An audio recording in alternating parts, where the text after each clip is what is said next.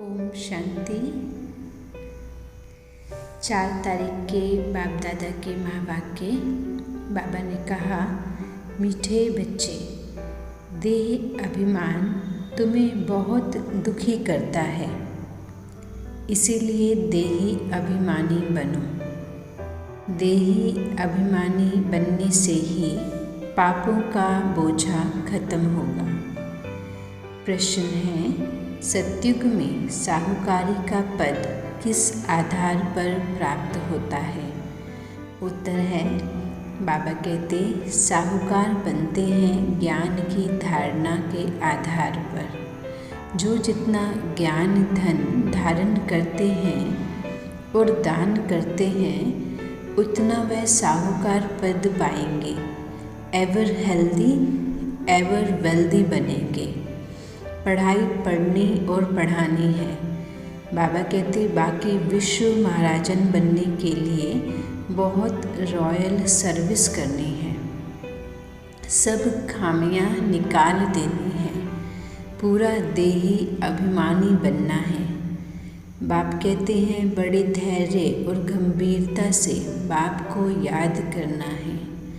गीत धीरज धर मनवा, सुख के दिन आएंगे।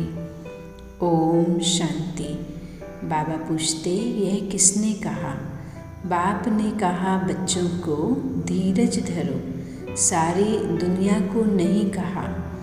भले बच्चे तो सभी हैं, परंतु सब बैठे तो नहीं है ना। बच्चे ही जानते हैं बरोबर यह दुख धाम बदली हो रहा है।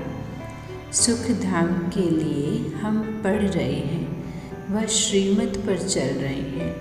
बच्चों को धीरज भी देते हैं। वास्तव में सारी दुनिया को गुप्त धीरज मिल रहा है। तुम समझते हो, हम सम्मुख में सुनते हैं, सब तो सुनते नहीं हैं। वह बेहद का बाप है, बेहद का दुख हरता सुख करता है। दुख हर कर सुख का रास्ता बताते हैं।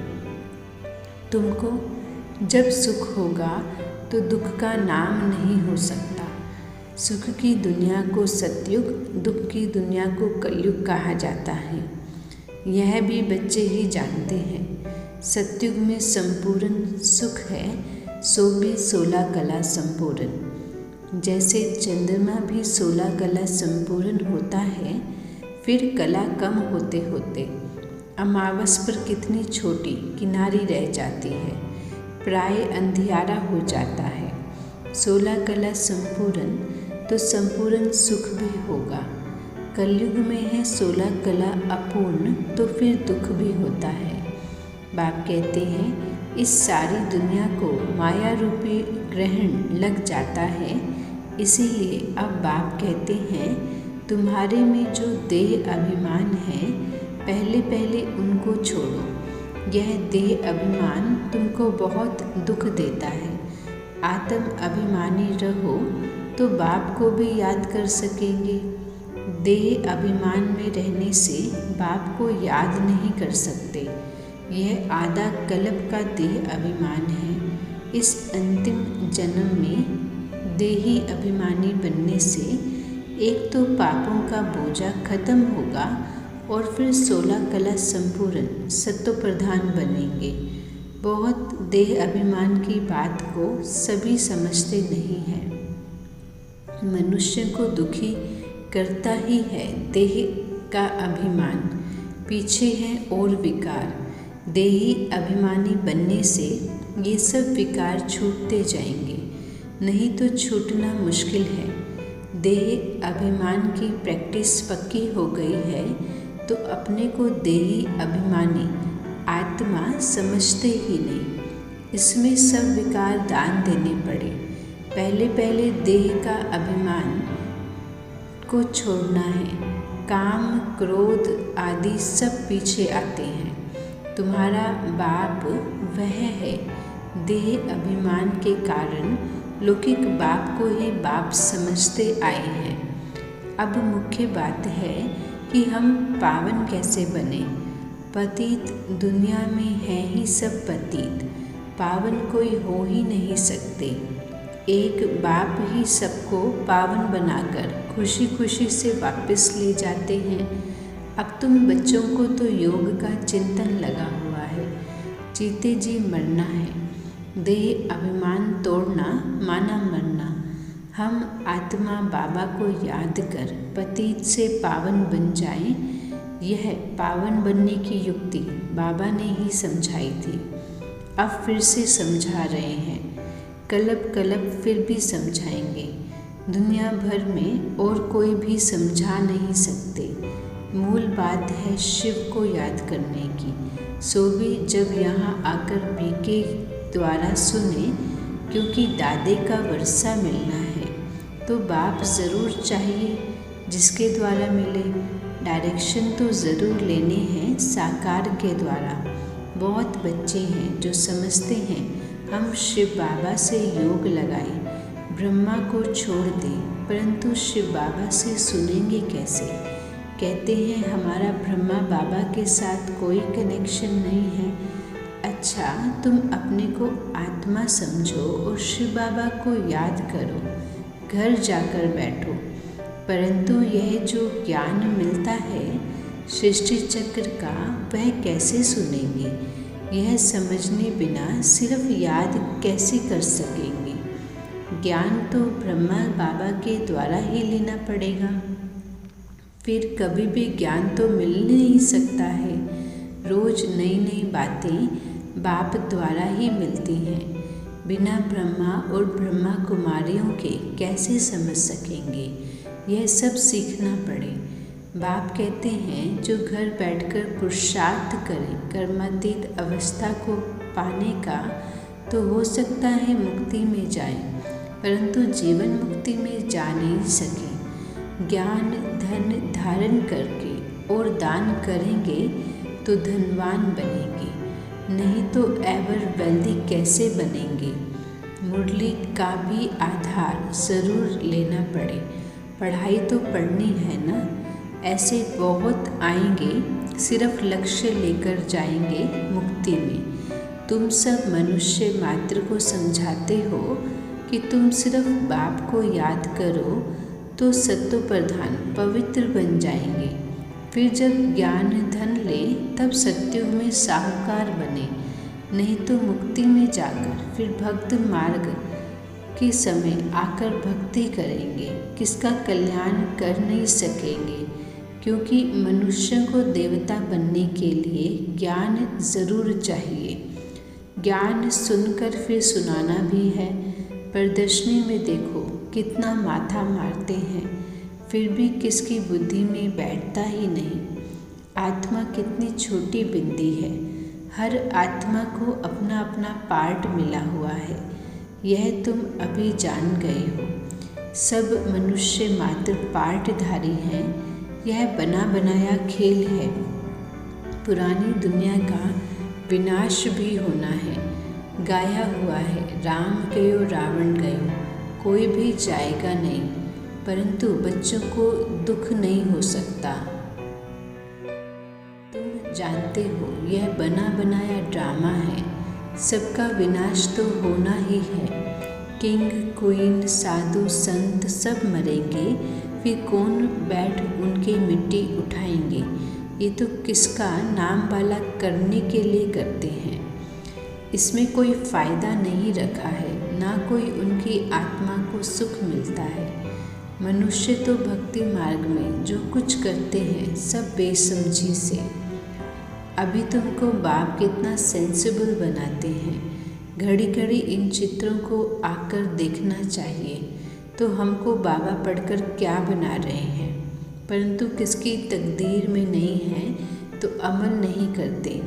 बाबा बहुत कुछ समझाते हैं जिस पर अमल करना चाहिए। बाप का बच्चा बनकर सर्विस नहीं कर सकते। बाप तो है ही कल्याणकारी। कई बच्चे तो बहुतों को और ही अकल्याण करते रहते हैं। जिनकी कुछ भावना भी होती है यहाँ के लिए, उनकी भावना भी उड़ा देते हैं। ऐसे ऐसे विक्रम भी करते हैं। भूतों की परवेशता होती है ना, इसलिए गायन भी है। सतगुरु का निंदक ठोर नहीं पाए, इसमें बाप दादा दोनों आ जाते हैं। निराकार को तो कोई कुछ कर ना सके, उनको क्या कहेंगे। यह तो भक्त मार्ग में कह देते थे कि भगवान ही दुख देते हैं, सो भी अज्ञान के कारण ऐसे समझते थे। अब तो बच्चे जानते हैं अज्ञानवश कितना बाप का तिरस्कार करते हैं। ऐसा कोई नहीं जो तमोप्रधान को सत्वप्रधान बनाए और ही उल्टी मत देते हैं कि परमात्मा सर्वव्यापी है। मनुष्य कितना मूंझ जाते हैं, तब कहते ब्रह्मा के तन में परमात्मा कैसे आ सकता है। फिर किसके तन में आए? कृष्ण के तन में आए तो फिर ब्रह्मा कुमार कुमारियाँ कैसे बने? वह तो फिर दैवी कुमार कुमारियाँ बन जाएंगे। ब्राह्मण तो ज़रूर ब्रह्मा कुमार और कुमारियाँ होंगे ना। ब्राह्मणों के बिना तो बाबा कुछ कर नहीं सके, इसीलिए इनका चित्र तो ज़रूर देना पड़े। यह ब्रह्मा भी ब्राह्मण है। प्रजापिता ब्रह्मा तो चाहिए भारत में। दिन प्रतिदिन ब्रह्मा का साक्षात्कार घर बैठे बहुतों को होता रहता है। वृद्धि होती जाएगी। जिनका पाठ होगा तो फिर बहुत भागेंगे। बहुत लोग समझते हैं भगवान कोई रूप में होगा ज़रूर। साक्षात्कार भी परमपिता परमात्मा के सिवाय कोई करा नहीं सकता। शिव बाबा ब्रह्मा द्वारा ही स्थापना करते हैं, ज्ञान देते हैं और ब्राह्मण धर्म भी रचते हैं। ब्राह्मणों का धर्म ज़रूर चाहिए, वह है ऊंचे ते ऊंच। प्रजापिता ब्रह्मा तो बहुत ऊंचा है ना, उनको कहेंगे नेक्स्ट गॉड। सूक्ष्म वतन में दूसरा कोई तो है नहीं। ब्रह्मा द्वारा स्थापना होगी बस। ब्रह्मा फिर देवता बन जाते हैं। 84 जन्मों के बाद फिर ब्रह्मा बन जाते हैं। ब्रह्मा सरस्वती फिर लक्ष्मी नारायण बनते हैं। ज्ञान ज्ञानेश्वरी फिर राजेश्वरी बनते हैं। ब्रह्मा सो विष्णु, विष्णु सो ब्रह्मा कैसे बने, ये बड़ी फर्स्ट क्लास पॉइंट है। इस पर अच्छी तरह समझा सकते हो। यह ज्ञान एक बाप के द्वारा मिलता है। प्रदर्शनी में अच्छी तरह समझाओ कि तुम ब्रह्मा पर मूझते क्यों हो। इतने सब ब्राह्मण ब्राह्मणियाँ हैं। पहले जब कोई ब्राह्मण बने तभी विष्णुपुरी के मालिक देवता बने। ब्रह्मा का दिन, ब्रह्मा की रात मशहूर है ना। अभी है रात। ऐसे ऐसे चित्रों के सामने बैठ प्रैक्टिस करो। जिसको सर्विस करनी है उनको सर्विस के सिवाय कोई विचार नहीं आएगा। सर्विस पर एकदम भागते रहेंगे। बुद्धि में ज्ञान टपकता हो, अच्छी रीति झोली भरी हुई हो तब तो उछल आएगी। सर्विस पर एकदम भागते रहेंगे। ज्ञान हो और समझा ना सके, यह तो हो नहीं सकता। तब ज्ञान किस लिए लेते हैं? लेना है तो दान करना है। दान नहीं करते हैं, आप समान नहीं बना सकते, तो ब्राह्मण ही क्या ठहरा। 3rd ग्रेड, 1st ग्रेड ब्राह्मणों का धंधा ही यह है। बाबा रोज बच्चों को समझाते हैं सर्विस और डिसर्विस यह बच्चों से ही होती है। अगर सर्विस नहीं कर सकते तो ज़रूर डिसर्विस करते होंगे।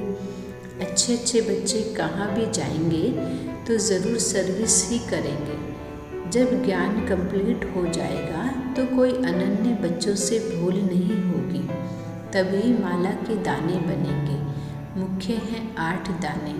इम्तिहान भी बड़ा भारी है ना। बड़े इम्तिहान में हमेशा थोड़े पास होते हैं, क्योंकि गवर्नमेंट को फिर नौकरी देनी पड़ती है।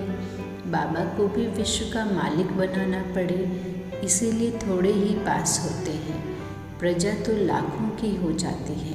इसीलिए बाबा पूछते हैं महाराजा बनेंगे या प्रजा में साहूकार बनेंगे या गरीब बनेंगे? बोलो क्या बनेंगे? महाराजाओं के पास दास दासियाँ तो बहुत होती हैं जो फिर दहेज में भी देते हैं। पुरुषार्थ करके अच्छा पद पाना चाहिए। ऐसा होशियार बनना चाहिए जो सब कोई बुलावे। अक्सर करके कईयों को बुलाते हैं, यह तो जानते हो ना। बाकी जिनमें लक्षण नहीं उनको तो कभी कोई बुलाते ही नहीं है, परंतु खुद थोड़े जानते हैं कि हम थर्ड क्लास हैं। कोई तो सर्विस एबल है, जहाँ तहाँ सर्विस पर भागते हैं, नौकरी का भी ख्याल नहीं कर सर्विस पर भागते हैं। कोई तो नौकरी नहीं होते भी सर्विस नहीं करते, शौक नहीं है, तकदीर में नहीं है या ग्रहचारी है। सर्विस तो बहुत है, मेहनत भी लगती है, थक भी जाते हैं, समझाते समझाते गला भी घुट जाता है। ऐसे तो थर्ड क्लास वालों का भी गला घुट जाता है। इसका मतलब यह नहीं है कि उन्होंने बहुत अच्छी सर्विस की। बाबा जानते हैं अच्छी रॉयल सर्विस करने वाले कौन हैं, परंतु कईयों में खामियां भी रहती है, नाम रूप में फंसते रहते हैं। फिर शिक्षा देकर सुधारा भी जाता है। नाम रूप में कभी नहीं फंसना चाहिए, देही अभिमानी बनना है। आत्मा छोटी बिंदी है, बाप भी बिंदी है।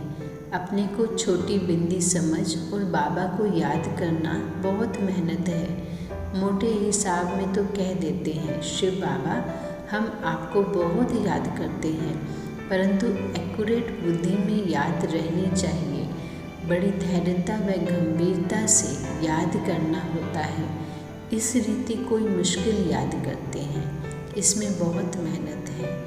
अच्छा, मीठे मीठे सिकलधे बच्चों प्रति माता पिता बाप दादा का याद प्यार और गुड मॉर्निंग। रूहानी बाप की रूहानी बच्चों को नमस्ते। हम रूहानी बच्चों की मीठे रूहानी बाबा को नमस्ते बाबा, नमस्ते बाबा, नमस्ते। धारणा के लिए मुख्य सार, अपनी झोली ज्ञान रत्नों से भरपूर कर दान करना है। इसी धंधे में बिजी रहकर फर्स्ट क्लास ब्राह्मण बनना है। कल्याणकारी बाप के बच्चे हैं, इसीलिए सबका कल्याण करना है। किसी की भावना को तोड़ना, उल्टी मत देना, यह आकल्याण का कर्तव्य कभी नहीं करना है। वरदान देते हैं बाबा, आत्मिक उन्नति के साधन द्वारा सर्व परिस्थितियों पर विजय प्राप्त करने वाले अकाल मूर्त भव। आत्मिक उन्नति के साधन द्वारा सर्व परिस्थितियों पर विजय प्राप्त करने वाले अकाल मूर्त भव। बाबा कहते जैसे शरीर निर्वाह के लिए अनेक साधन अपनाते हो, ऐसे आत्मिक उन्नति के भी साधन अपनाओ। इसके लिए सदा अकाल मूर्त स्थिति में स्थित होने का अभ्यास करो। जो स्वयं को अकाल मूर्त समझकर चलते हैं, वह अकाली मृत्यु से, अकाल से, सर्व समस्याओं से बच जाते हैं। मानसिक चिंताएं, मानसिक परिस्थितियों को हटाने के लिए सिर्फ अपने पुराने शरीर के भान को मिटाते जाओ। स्लोगन है, कोई भी बात जो बार बार फील करता है वह फाइनल में फेल हो जाता है। ओम शांति।